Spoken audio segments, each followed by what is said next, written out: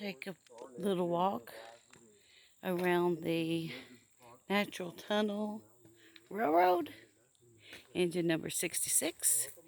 And as I said, you can see where the little steps are where you can climb up on the engine right there, hang on to the safety bars, and work on the engine as you're going down the railroad.